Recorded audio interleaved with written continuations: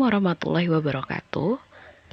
Perkenalkan, nama saya Hafiza Dwi Andiani dari jurusan Bimbingan dan Konseling 2019 Universitas Sultan Ageng Tirtayasa.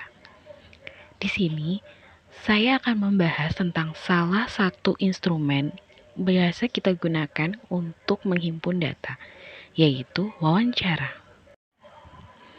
Goldenberg mendefinisikan wawancara sebagai percakapan antara dua orang atau lebih melibatkan komunikasi verbal dan nonverbal di mana seseorang berusaha mendapatkan informasi tentang orang lain.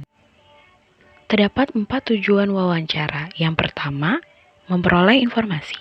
Misalnya, seperti data-data, riwayat hidup, atau apapun yang bisa kita pakai untuk memperoleh informasi. Yang kedua, menilai secara jujur informasi. Misalnya dalam menentukan jurusan.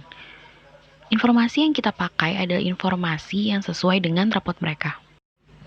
Yang ketiga adalah mengakses seseorang. Misalnya, kita tahu keadaan mereka yang sekarang. Yang keempat, mempengaruhi dan mengubah perilaku seseorang. Menurut Berg 2007, terdapat 3 jenis wawancara. Yang pertama, wawancara terstandar.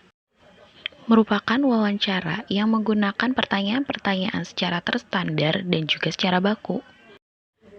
Yang kedua, wawancara tidak terstandar. Wawancara yang bebas di mana pewawancara tidak memakai pedoman wawancara yang tersusun secara sistematis. Yang ketiga, ada semi standar.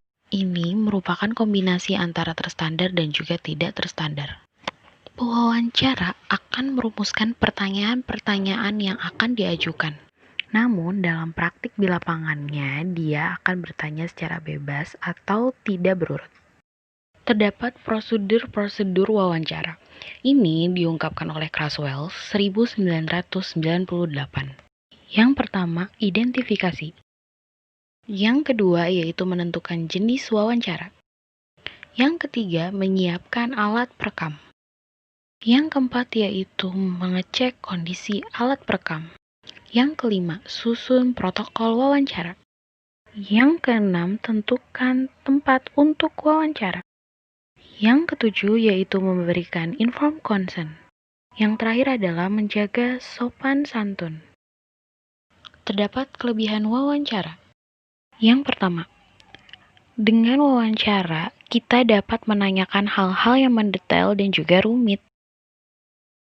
Yang kedua, wawancara dapat dilakukan oleh semua orang tanpa memandang usia.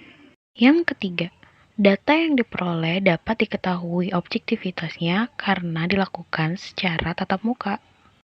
Kekurangan wawancara. Yang pertama, proses wawancara membutuhkan biaya dan juga tenaga yang lebih besar. Yang kedua, wawancara tidak dapat dilakukan kapan saja karena kita harus mengikuti narasumber. Yang ketiga, keberhasilan wawancara sangat-sangat ditentukan oleh bagaimana pewawancara menggali, mencatat, memperoleh informasi.